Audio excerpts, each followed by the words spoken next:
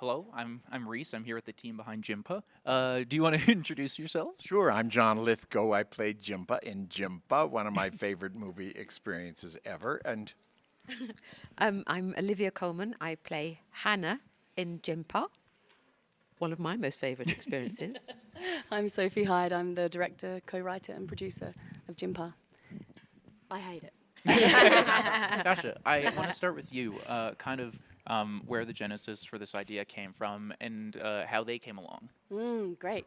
So the film is a largely personal story, but I was really excited to present or to explore like an intergenerational queer conversation. So a conversation between a queer teenager and a gay grandfather.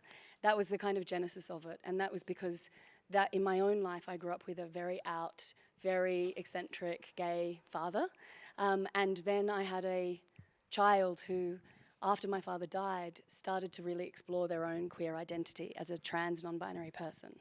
And I really longed to put them together into a room and hear the conversation that they would have. So that's where it started. And then Aude, my teenager, ended up playing the role of Frances. And then we had to work out who's going to play the person in the middle, which is essentially a version of me.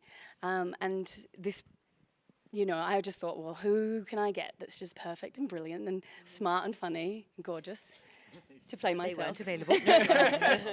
And there she was. No, and I was so lucky to have, Olivia read the script, and then we had a great conversation about the kind of layers in it and what was underneath the surface, and Olivia brought lots of herself to it. And then I thought, how the hell am I going to cast my dad, essentially? And I knew that I needed somebody who had a kind of force in them and a curiosity and an energy and could be funny and fearless.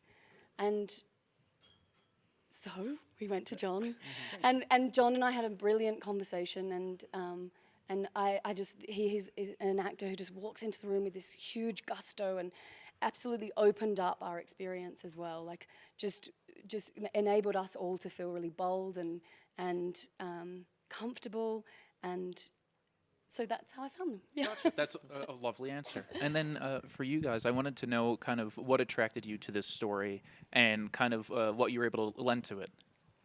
Every now and then you do a film which sort of feeds you your, creative thing, and it sustains you over to films that maybe aren't quite as creatively enjoyable.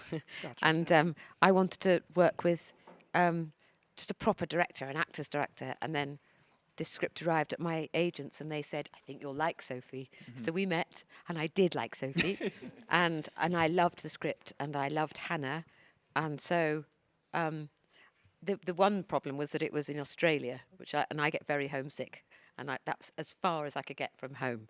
But it was so nice. Everyone was so lovely. I met a koala. Oh, that's lovely. Oh my God, it's That's amazing. that She's makes the called entire Florence. thing worth it. Yeah. Oh, she was amazing. Anyway, I had a wonderful experience, and I'm very pleased I did it. Thank you. Gotcha. and you didn't have to go to Australia at all. You went to Amsterdam. I did go to Australia. I was there for 3 weeks. But it's only 3 weeks. Yes, We would no, be I know. with you. I'm making a meal of it, but it was only 3 weeks. And me? Yeah. How about you, Mr. Lithgow? The script came to me along with a wonderful, warm letter from Sophie. I'd seen the marvelous film Good Luck to You, Leo Grand, in which, to my mind, Emma Thompson gave one of her great performances. And I was very curious about this woman, Sophie Hyde, someone who directed a film that was so disarming, so forthright and honest about things you simply don't go near most of the time. You don't have the emotional courage. And here was this script attached to Sophie Hyde. And with Olivia's name attached, Olivia, whom I had indeed worked with, but only for half a morning, when I returned to do one scene in The Crown when she was playing the Queen. And Olivia is the kind of person you make friends for life with in about 7 or 8 minutes.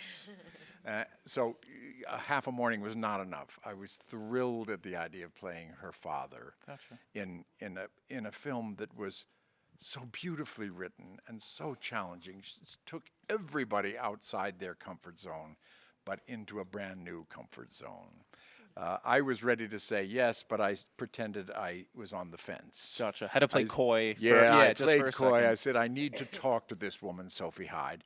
We had an hour and a half Zoom with this stranger I'd never met.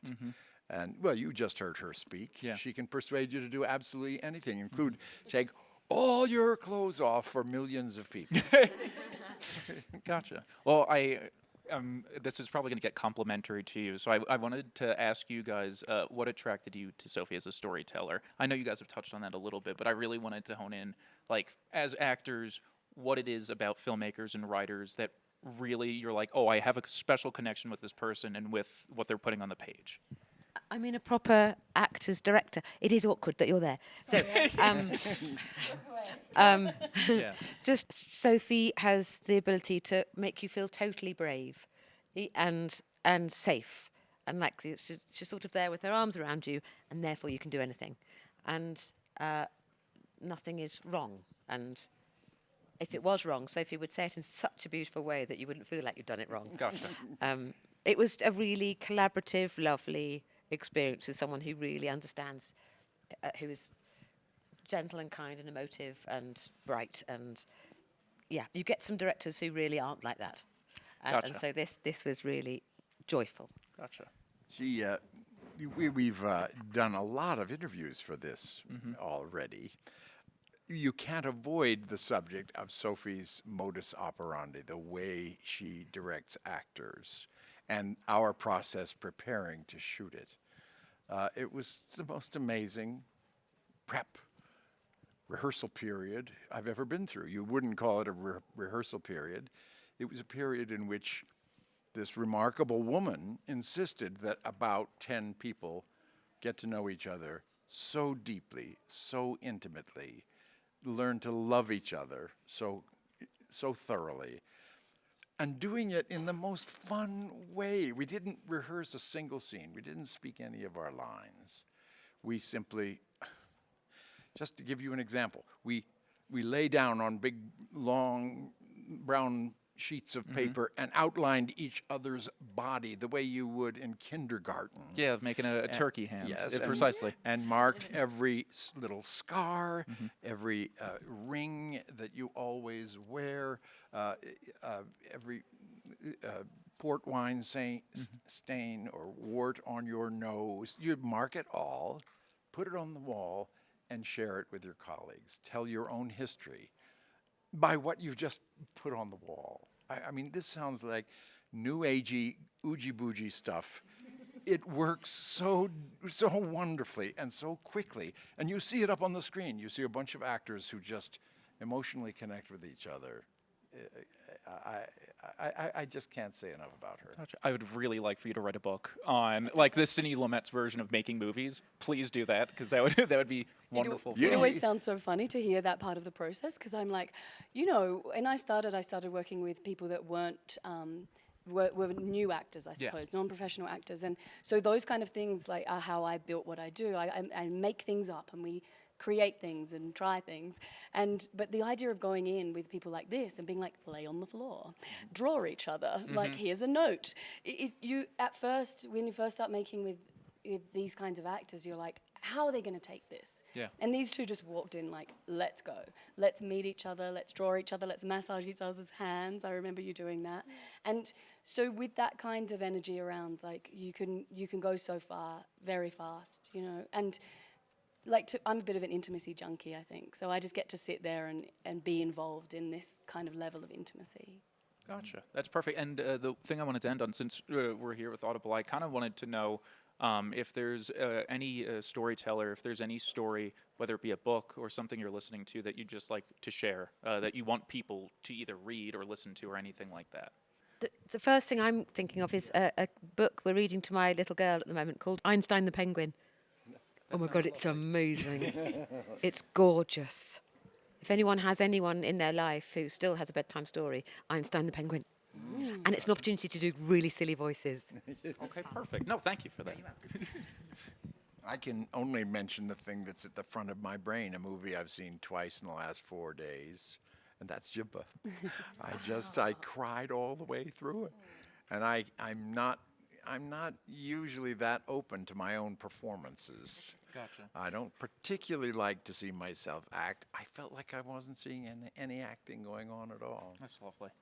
I read All Fours, Miranda July, just recently, Miranda July's book, and every person that I came across that had also read it kind of wanted to talk about it. So it was one of those books that everyone just wanted to have a conversation about.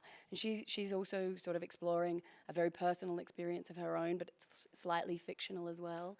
And I found it really remarkable. Also, remember a novel I just read. I just wanted to come off as a little bit more brainy. Okay. And that's, Einstein the Penguin. well, I would say The Safe Keep. If you haven't heard about that, amazing novel. Okay, perfect. I will check out Einstein the Penguin. Honestly, it's amazing. Yeah, no, I will. Don't you worry. But thank you guys so much for chatting. Truly, I was excited before talking, and now I'm even more so. The Thank way you, you guys Reece. spoke about it was so lovely. Thank Truly. you very much. Yeah. Thank you. Beautifully done. Yeah. Enjoy your Sundance, you guys. Thanks. You too. Thanks for having us.